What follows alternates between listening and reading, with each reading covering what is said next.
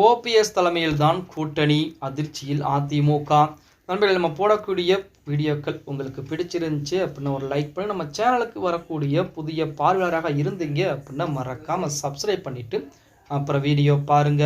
அதிமுகவை பொறுத்த வரைக்கும் ஒரு காலத்திலே தூக்கி வெளியே எறியப்பட்டவர்கள் தான் ஓபிஎஸ், சசிகலா, டிடிவி தினகரன். இந்த நபர்களை பொறுத்த வரைக்கும் ஒரு நபர் தனி கட்சி ஆரம்பித்து விட்டார். இன்னும் 2 நபர்கள் பார்த்தீங்கன்னா எந்த ஒரு கட்சியுமே ஆரம்பிக்கல.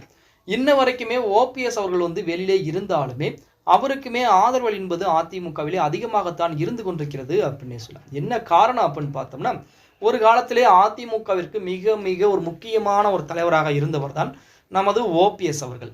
அப்படிப்பட்ட ஓபிஎஸ் சூழ்ச்சி வலையினால் வீழ்த்தப்பட்டிருக்கிறார் அப்படின்னே கூட சொல்லலாம். அதாவது எடப்பாடி பழனிசாமி அவர்களுக்கு ஏதேனும் பிரச்சனை வந்து விடுமோ, அவருடைய பதவிகளுக்கு பிரச்சனை வந்து விடுமோ, அவருக்கு ஆதரவு என்பது கிடைக்காமல் போய்விடுமோ அப்படிங்கிறதுக்காண்டி தான் சூழ்ச்சி வலையினால் வீழ்த்தப்பட்டிருக்கிறார் நமது ஓபிஎஸ் அவர்கள். அப்போ ஓபிஎஸ் அவர்களை பொறுத்த வரைக்கும் இன்று வரைக்குமே அதிமுகவுக்கும் சரி, அதிமுகவில் வெளியிலும் சரி ஆதரவு என்பது இருந்து கொண்டுதான் இருக்கிறது.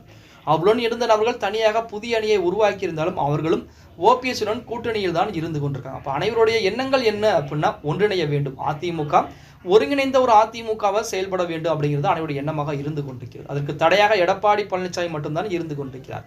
இப்படிப்பட்ட சூழலில் எடப்பாடி பழனிசாமிக்கு எதிராக ஓபிஎஸ் அவ்வப்போது ஆலோசனை கூட்டங்கள் என்பது போடப்பட்டு கொண்டிருக்கிறது.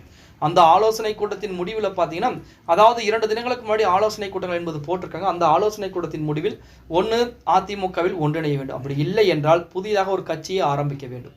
அப்படி கட்சி ஆரம்பிக்கக்கூடிய சூழலில் 2025ஆம் ஆண்டு பிப்ரவரி மாதத்திற்கு மேல் ஆரம்பித்தாலும் கூட வருகின்ற சட்டமன்ற தேர்தலில் நாம் போட்டியிடுவதற்குரிய அனைத்து விதமான வேலைப்பாடுகளையும் பார்க்க வேண்டும். அதிலே கூட்டணி கட்சிகளை நாம் இழுக்க வேண்டும். அதாவது எடப்பாடி பழனிசாமியுடன் கூட்டணி கட்சிகள் யாரும் செல்வதற்கு தற்போது தயாராக இல்லை. அந்த சந்தர்ப்பத்தை நாம் பயன்படுத்தி ஓபிஎஸ்ஸுடன் புதிதாக கூட்டணி கட்சிகளை நாம் உள்ளே இழுத்து அதன் மூலம் வருகின்ற 2026 சட்டமன்ற தேர்தலை சந்திப்பதற்கும் தயாராக இருக்க வேண்டும் அப்படிங்கிற மாதிரி ஒரு ஆலோசனை கூட்டங்கள் என்பது போடப்பட்டிருக்கிறது. இதிலேயுமே இந்த புதிதாக தனி கட்சி ஆரம்பிப்பது, கூட்டணி கட்சிகளை சேர்ப்பது, இந்த மாதிரி எல்லாமே 2ஆம் கட்டமாகத்தான் இருக்கிறது. ஆனால் முதல் கட்டமாக அதிமுகவை ஒன்றிணைக்க வேண்டும், அதிமுகவில் நாம் இருக்க வேண்டும் அப்படிங்கிறது தான் ஓபிஎஸ் அவர்களும் சரி, சசிகலா அவருடைய விருப்பமாக இருந்து கொண்டிருக்கிறது. அதற்கெல்லாம் ஆப்பு வைக்கக்கூடிய விதமாகத்தான் எடப்பாடி பழனிசாமி அவர்கள் தற்போது செயல்பட்டு கொண்டிருக்கிறார். இதற்கு முடிவு புள்ளி, அதாவது முற்றுப்புள்ளி என்பது மிக விரைவாகவே வரப்போகிறது.